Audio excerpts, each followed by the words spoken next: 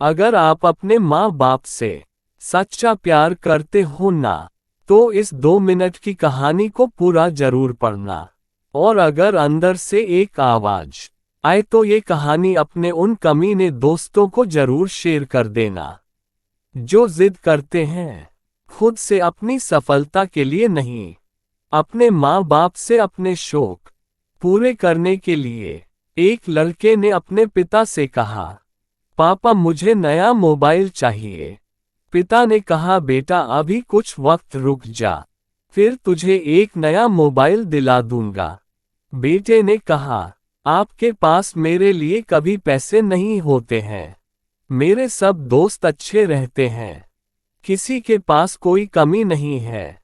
केवल मेरे पास ही हर चीज की कमी होती है।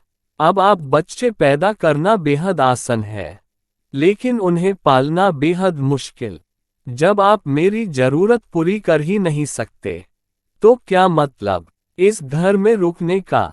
मैं घर छोड़कर जा रहा हूँ। बेटा रुक जा, मेरी बात तो सुन। हम तुझे मोबाइल दिला देंगे। माता और पिता ने बेटे को रोकने और समझने की काफी कोशिश की, लेकिन वो नहीं रुका। गुस्से में उसने बैग पैक किया और घर से निकाल पड़ा। लेकिन घर से निकलते वक्त गलती से उसने अपने पिता की डायरी अपने बैग में डाल ली।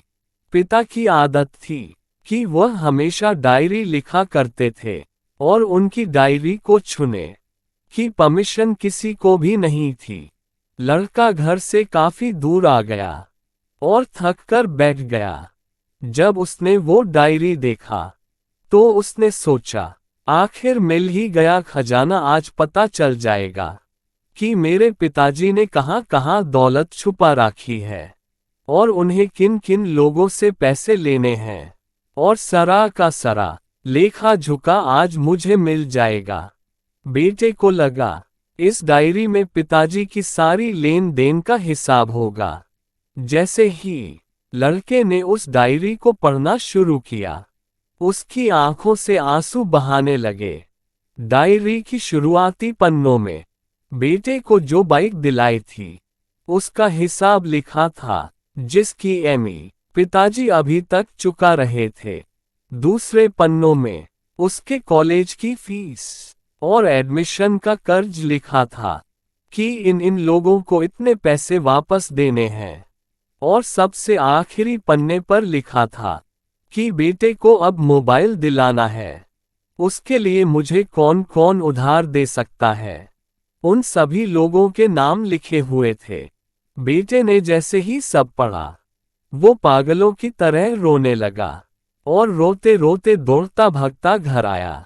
जैसे ही उसने घर आकर देखा तो उसके माता पिता एक कोने में बैठकर रो रहे थे।